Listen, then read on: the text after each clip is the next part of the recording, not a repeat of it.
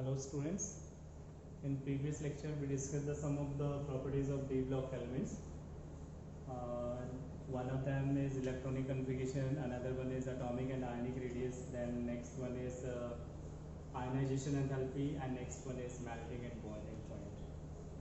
Now next one is enthalpy of atomization.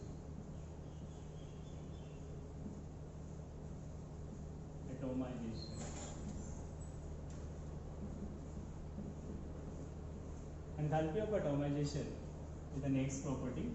Next lecture, atomization we discuss here. What is enthalpy of atomization?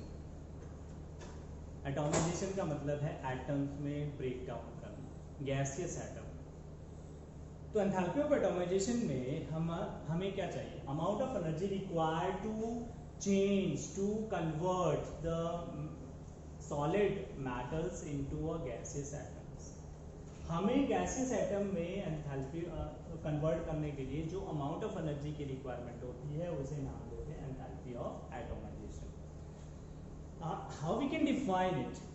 Enthalpy of atomization, it is the amount of energy required to break metal lattice into gas at the free atoms.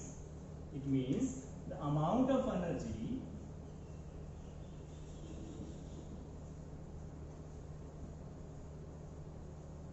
required to break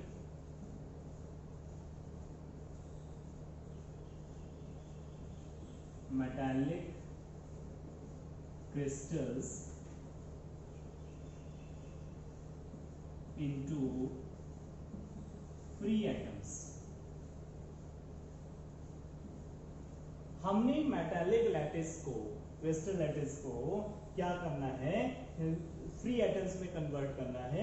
उसके लिए जो amount of energy की requirement पड़ती है उसे नाम देते हैं एंथैल्पी ऑफ एटोमाइजेशन.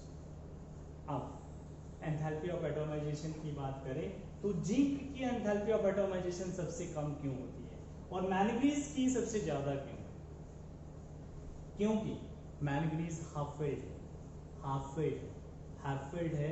इसका मतलब या क्रोमियम है, वो ज्यादा स्ट्रॉन्ग, कितना ज्यादा, जितने ज्यादा अनपेयर्ड इलेक्ट्रॉन होंगे वो स्ट्रॉन्ग क्रिस्टल लैटिस बनाएंगे.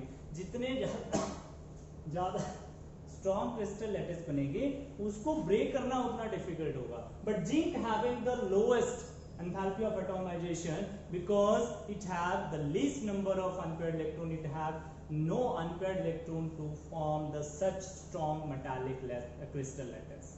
तो जितना ज्यादा हमारे पास नहीं है, जिंक में सबसे कम अनपेयर्ड इलेक्ट्रॉन है ही नहीं है कॉमन ऑक्सीडेशन स्टेट में, ना ही ग्राउंड स्टेट में. इसका मतलब उसका जो क्रिस्टल लैटिस बनेगा उतना ज्यादा स्ट्रॉन्ग नहीं बनेगा.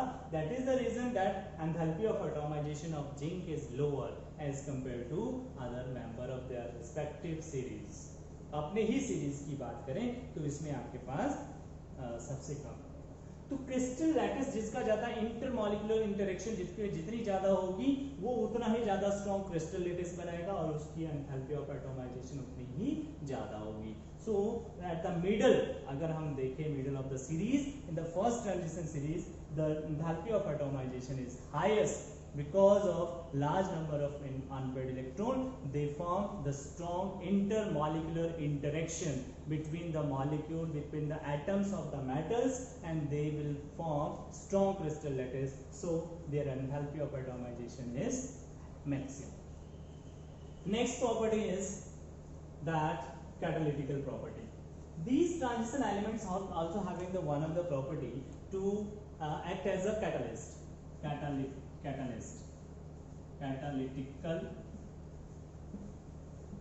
property.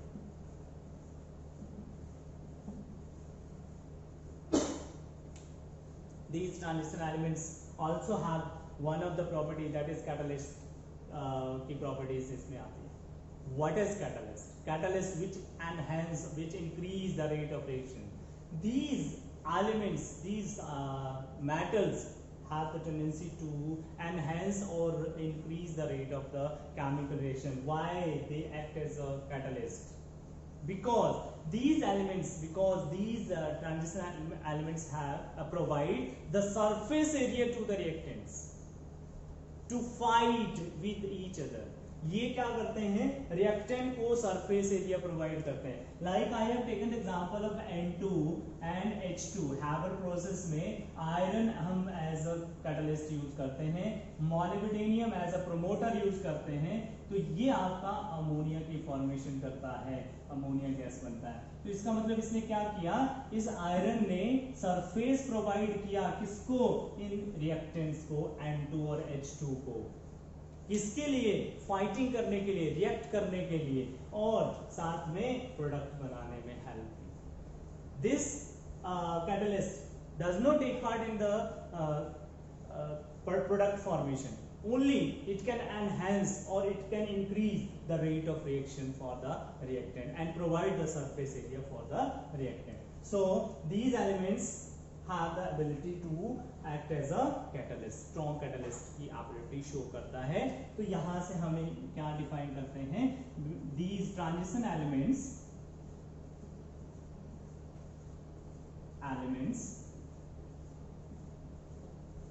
provide surface area to the reactant to form product. These elements also having the ability to enhance or increase the rate of reaction. These elements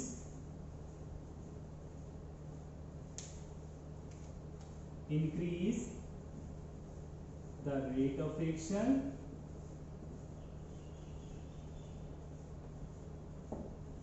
but they cannot take part in product. ये सिर्फ intermediate बनाते हैं. क्यों बनाते हैं, due to they can provide the surface area and due to also having one of that another reason is large number of unpaired electron to form the intermediate. ये हमेशा ज्यादा नंबर ऑफ अनपेयर्ड इलेक्ट्रॉन होने की वजह से intermediate भी easily बना सकते हैं. And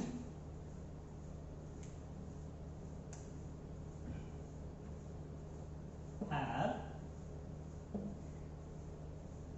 large number of unpaired electron to form intermediate. तो इसके पास ज्यादा नंबर ऑफ अनपेयर्ड इलेक्ट्रॉन है, वो ये इंटरमीडिएट बनाने में हेल्प करते हैं. तो इंटरमीडिएट बनेगा, तो इंटरमीडिएट बनने के बाद ये क्या करते हैं, प्रोडक्ट को अलग कर देते हैं, उसकी डिसॉर्प्शन कर देंगे और अपने आप कैटलिस्ट सेपरेट हो जाएगा. तो इस तरह से ये अनदर प्रॉपर्टी शो करता है, that is catalytic.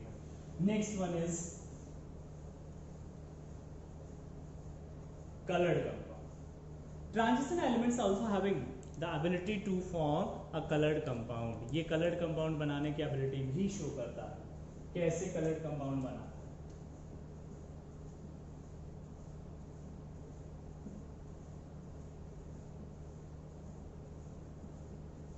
in these transition elements what we can see, they are having a D subset split into higher energy level, then it's split into two different energy levels, that is P2G and Pg.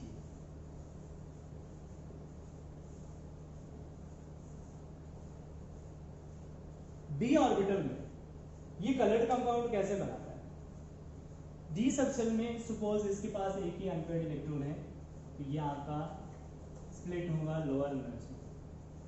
जब ये यहां से excited state में जाएगा और वहां से फिर ये क्या करता है, अनस्टेबल है, ग्राउंड स्टेट में आता है. तो जिस फ्रीक्वेंसी ऑफ लाइट को इसने ऑब्जर्व किया था उसका कॉम्प्लीमेंट्री कलर ये क्या करता है, रिलीज करता है. तो इसका मतलब यहां पर क्या हो रही है, डी ट्रांजिशन. क्या हो रही है, डी ट्रांजिशन.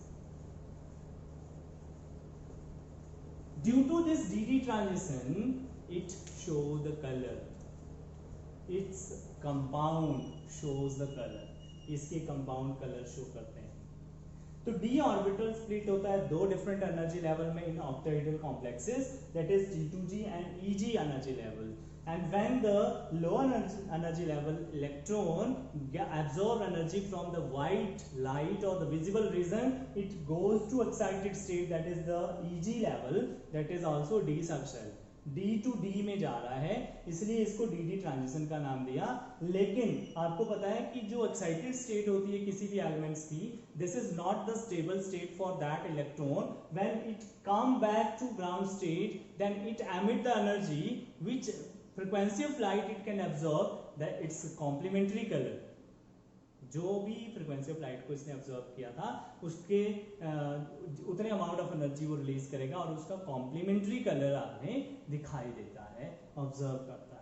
तो इस वजह से ये जो कंपाउंड है, ट्रांजिशन एलिमेंट्स हैं, they also have the ability to show the coloured compound in solid और इन इट्स एक्वा सॉल्यूशन में भी कोई कंपाउंड आपका अगर है तो ये कलर्ड कंपाउंड की फॉर्मेशन ये शो करते हैं. तो ये भी आपकी एक प्रॉपर्टी है इसकी. नेक्स्ट आपका आता है alloy formation. These transition elements also have the property to formation of alloy formation. These transition elements also form the alloy. ये alloys बनाते हैं, different alloys की formation करते हैं.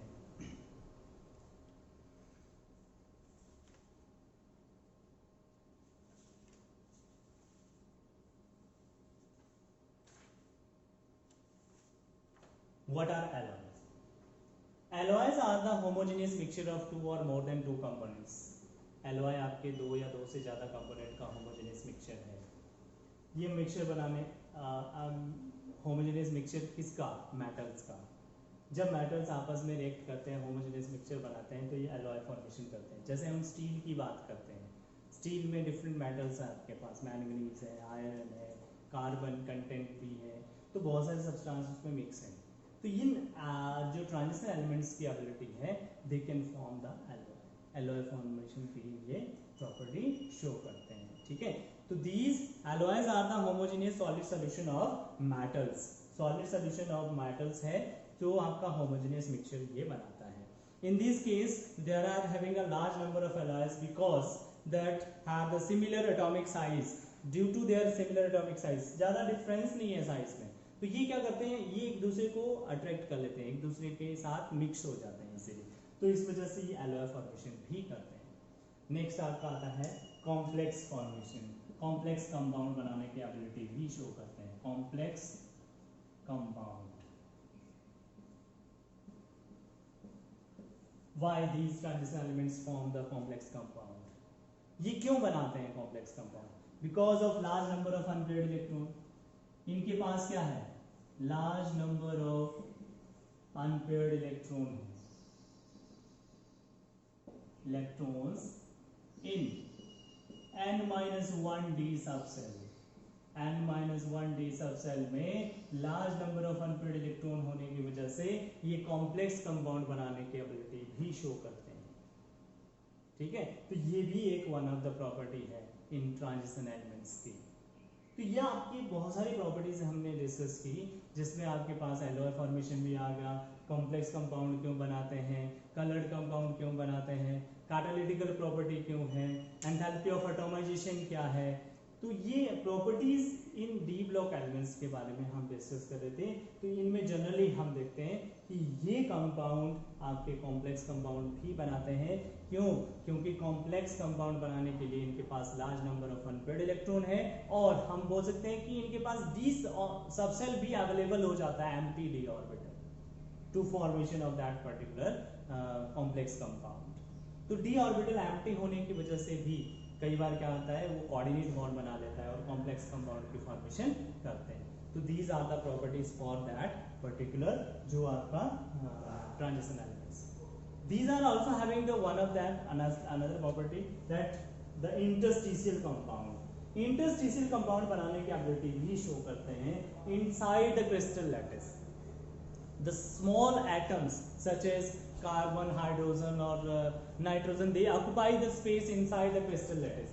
Like I have the metallic luster is crystal lattice is such that ये metallic आपका lustre है, crystal lattice है, इस तरह से आपके पास ये एटम्स जुड़े हुए हैं।